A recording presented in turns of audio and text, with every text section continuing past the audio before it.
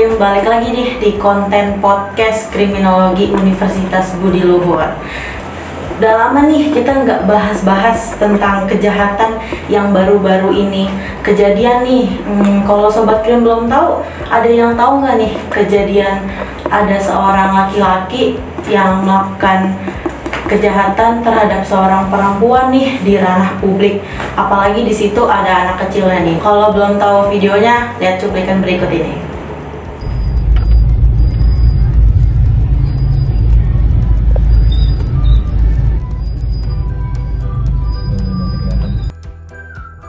Oh, dibukul istrinya. Sobat Krim, udah inget-inget belum videonya yang mana? Udah pasti Sobat Krim kayaknya udah pernah lihat nih di Twitter, banyak di sosial media pasti banyak banget beredar. Apalagi sekarang zaman digital yang dikit-dikit apa-apa upload. Sebelum kita bahas lebih lanjut nih mengenai video apa sih yang sebenarnya terjadi di dalam video tersebut, nah kita nih punya narasumber yang hebat. Nah, ayo kita berdiskusi bersama. Sebelum itu izinkan saya memperkenalkan narasumber kita. Selamat malam Mbak Evi. Malam. Mbak Evi ini nama lengkapnya itu Mbak Evi Permatasari. Beliau ini adalah pekerja kemanusiaan yang melakukan advokasi untuk isu kekerasan terhadap perempuan dan anak. Beliau sudah berkecimpung untuk membela perempuan dan anak sejak tahun 1998. Kalau boleh tahu Mbak Evi ada yang mau diceritakan nggak? Yang lebih gitu? Ini pengalaman ya, pengalaman mengapa saya terlibat di dalam advokasi untuk isu kekerasan terhadap perempuan dan anak. Jadi memang pertama nyemplung di situ tuh sebetulnya di tahun 1998 ya, di tahun 1998 saya bergabung dengan lembaga Women Crisis Center, di mana memang lembaga itu yang melakukan pendampingan buat korban KDRT terutama, terus kemudian melakukan pendampingan advokasi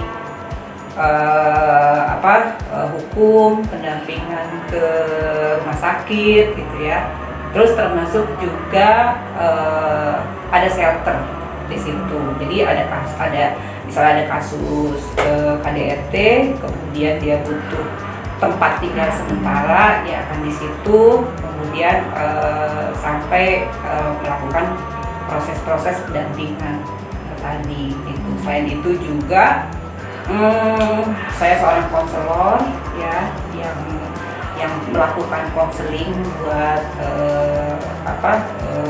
kasus-kasus KDRT, terus juga dengan beberapa teman dan jaringan melakukan advokasi untuk kebijakan-kebijakan. Wah, Sobat Krim, hebat banget ya narasumber kita nih. Sepak terjangnya udah lumayan lama banget ya Mbak. Kalau boleh tahu nih Mbak Evi, menurut Mbak Evi gimana sih pendapat tentang video tersebut? Betulnya kalau kita melihat itu kan bentuk kekerasan yang berada di depan publik ya, di depan massa gitu, dan banyak orang yang melihat juga ya. Nah, kalau di dalam undang-undang PKDRT itu ada pasal barang siapa yang mendengar, melihat gitu kan, salah satunya itu orang-orang yang melihat ya.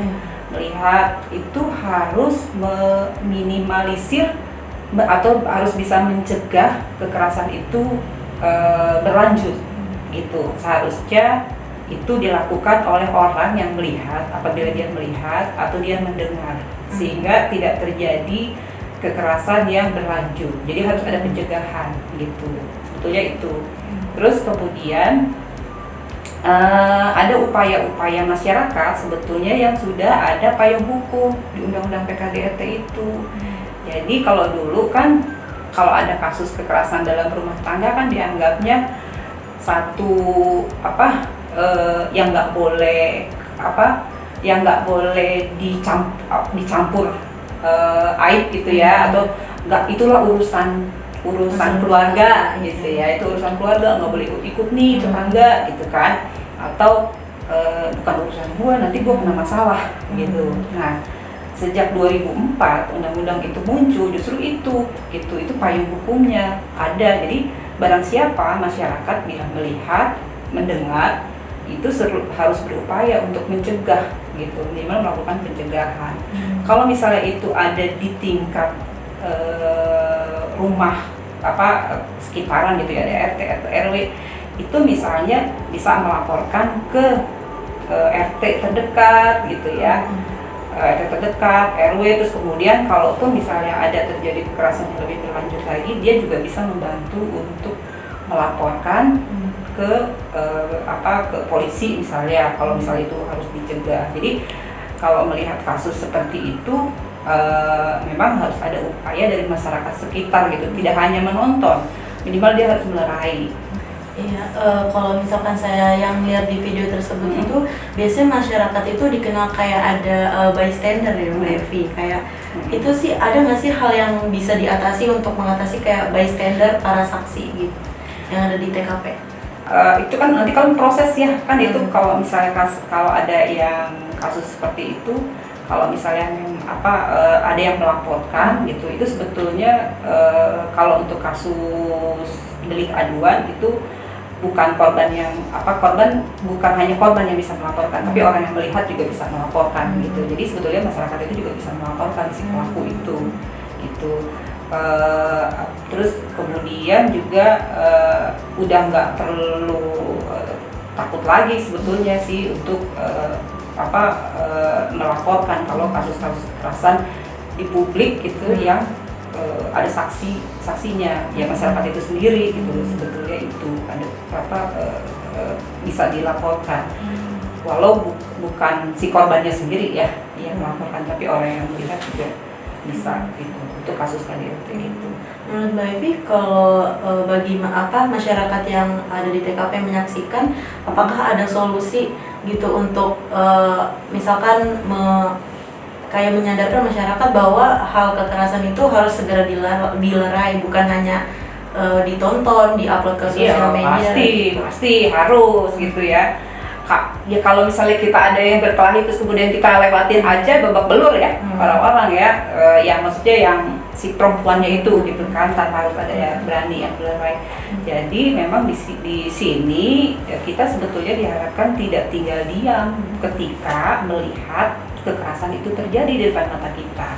Minimal adalah mencegah, mencegah upaya kekerasan itu berlanjut gitu. Jadi kalau kita biarkan, kita sama aja membiarkan korban itu ya semakin parah gitu loh. Ya kan, kalau tidak ada yang berani melerai gitu kan, atau dia tidak ada berani mengambil satu sikap tindakan gitu. Menurut Mbak Evi, kalau misalkan ada orang yang memvideokan, apakah itu salah satu bentuk untuk aware terhadap kekerasan sebagai barang bukti atau? Sebetulnya sih gini ya, ada sisi positif dan negatifnya ya ketika kita memvideokan itu ya. Nah, itu tergantung untuk kepentingan siapa. Kalau misalnya itu untuk kepentingan dia membantu si korban gitu ya, kemudian bahwa ini bisa dijadikan bukti, itu nggak apa-apa gitu. Tetapi kalau misalnya dia hanya bagian dari bentuk memviralkan itu semua tanpa dia ada upaya, saya sendiri ya, ini buat pribadi saya ya, itu sama aja dia tidak melakukan upaya apapun, walaupun misalnya memang dilihat kan itu video viral gitu kan, tapi kan kita tidak tahu yang misalnya yang memvideo itu memang tidak melakukan apa-apa gitu.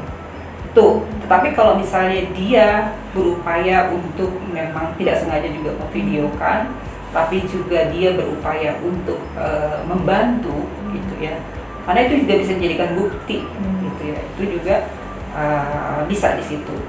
Tapi kan ada juga yang tanpa sengaja ya, ya tanpa sengaja kemudian dia lagi tiba-tiba melihat satu momen gitu ya, misalnya kayak gitu ya, itu juga kan bisa juga sebetulnya itu juga bisa membuat aware masyarakat gitu bahwa oh itu ada tindakan kekerasan gitu di situ.